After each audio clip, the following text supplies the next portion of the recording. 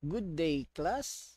Welcome to AS121 Computer Programming. And now I'm going to introduce you to the software that we're going to use, Scilab.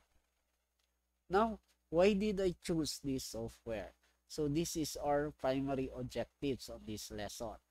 So you're going to learn why is or what is a Scilab, the importance of Scilab in engineering and also in mathematics, how to use Scilab as a programming tool. So as we go on studying the different techniques and configuration, or what we call how to program, we're going to use this software, Scilab, because for me, Scilab, you can use it not just on programming, but also on simulations. Now, what is this Scilab? So, as the logo, you can see Scilab. So, that is the logo of official logo for Scilab. So, Scilab is a free and open source software for numerical computation, providing a powerful computing environment for engineering and scientific application. So it's a free software. You don't need to buy it or to pay for it while you're using Scilab. So there's a software that is similar to Scilab, which is a MATLAB. But MATLAB is not a free software. That is why I did not recommend MATLAB for this subject. So Scilabs includes hundreds of mathematical functions. It has a high-level programming language allowing access to advanced data structure, 2D and 3D graphical functions. So in Scilab, you may still do programming, just like other software. But in Scilab, there's an advanced feature that you can use. You may also put a graphical, a graphical result for your, shall we say, datas. So Scilab can also act as a unit platform to bring together code written in different programming language in a single unified language, thus facilitating this distribution, their backup and use. So it's a type of programming software wherein you can integrate different types of programming language. Shall we say if you're really an expert in a Python, Java, or C++, you can integrate their program into Scilab. So that is why I recommend Scilab for this programming subject. Because if we're going to use C++ or C or a little bit older, just like Turbo Pascal, you already learned how to use them in your high school. And some of them, especially if you're being in a very, very advanced school, wherein on elementary, you already learned programming. So I put a little twist on your programming experience. So this Scilab, you may or you can use this software up to even though you become a licensed engineer. So this Scilab, it has a large number of functionality, and one of its functions that you can use is the math and simulation. So what is this math and simulation? So for usual engineering and science application, including mathematical operation and data analysis. So in Scilab, you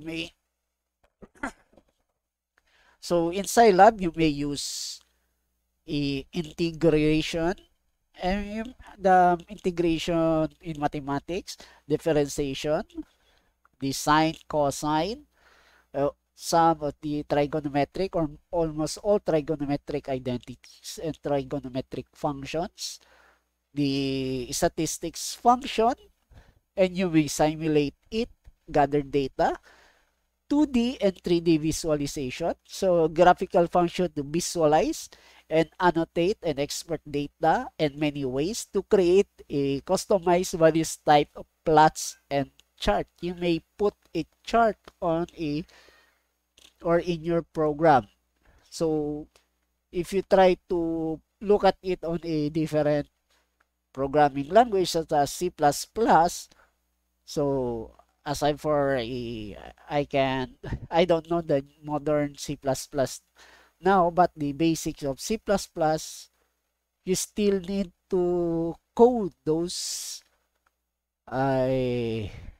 chart on a C++ on where to plot, but on a Scilab there is a function that it will code that uh, data that you want to be put on a chart. Scilab has an optimization function, which is the algorithm to solve constraints and unconstrained continuous and discrete optimization problem. It can also be used on probability and statistics problem tools to perform data analysis and modeling, such as you're going to have a normal distribution or Poisson distribution that can be easily be programmed on Scilab. Control systems on the advanced in engineering, standard algorithm and tools for control system study, signal processing, if you're fun on the electronic side, on studying signals.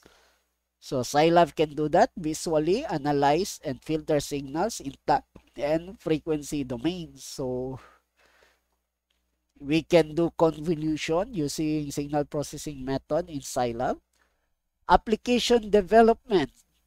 So what is that? Increase Scilab native functionalities and manage data exchanges with external tools. So it is easily to do that. So shall we say you want to create an application, is a application for Android or Arduino, you can use Scilab and program that and create an application for that. Then the one of what I love Scilab is the SCOT or dynamic system modeling. So it is a modeling, or it's a type of going to model on a certain on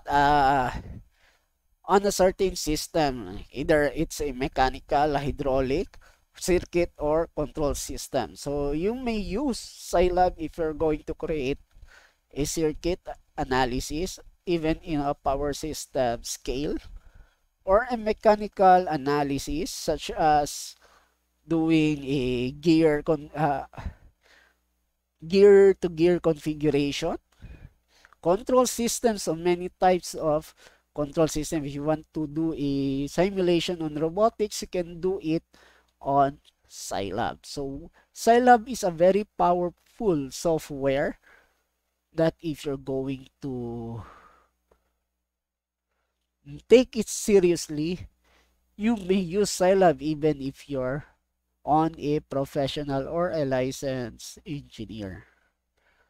So how to install Scilab? Since Scilab is a freeware, you may go and visit their website, Scilab website, which is scilab.org, and just download there. Click those download button and choose the operating system and its version, such as Windows XP 64-bit. Actually, my computer is in Windows 7 64-bit.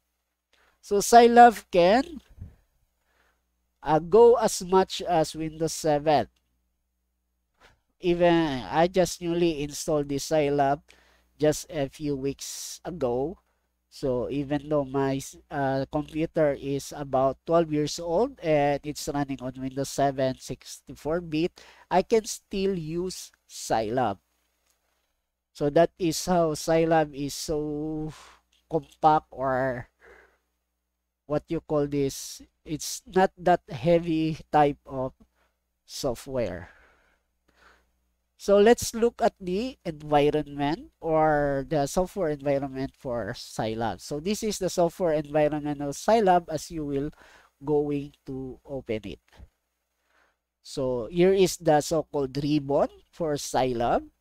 So the ribbon for Scilab, there you will find there the file, edit, control, and application. Just like on the ribbon of in MS Office. Then in a Scilab, you have a file browser. You may close it if you don't want to use a file browser. But it simply its function is just like a file explorer for a Windows user. So you may explore on where you have put your program or your coded program in a, you made a coded program for a Scilab, you may search it using the file browser. And this is the console. The console is where you may put your code, or you may try some an expression of your code. So expression will be explained on the next lesson, and now we're going to write a code in a Scilab environment. So the variable browser, this is where you will find how your data is being managed in the Scilab. The command history, it will tell you, or it will record what you have inputted on the console. What are those commands? While the news feed, this is if you are connected to the internet, this is where the latest news in Scilab, what are the events for Scilab, this is where you can find it. Now, as we go on for our lesson, as we explore the different type of commands, the different types of data types and expression, we're going to use this software, Scilab software, and I'm going to show you how to do it, how to use it, and how to create a program using Scilab. So do you have any question?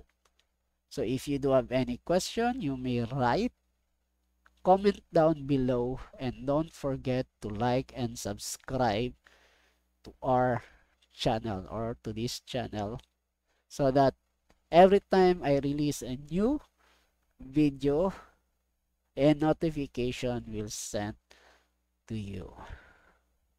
Thank you and see you on the next video.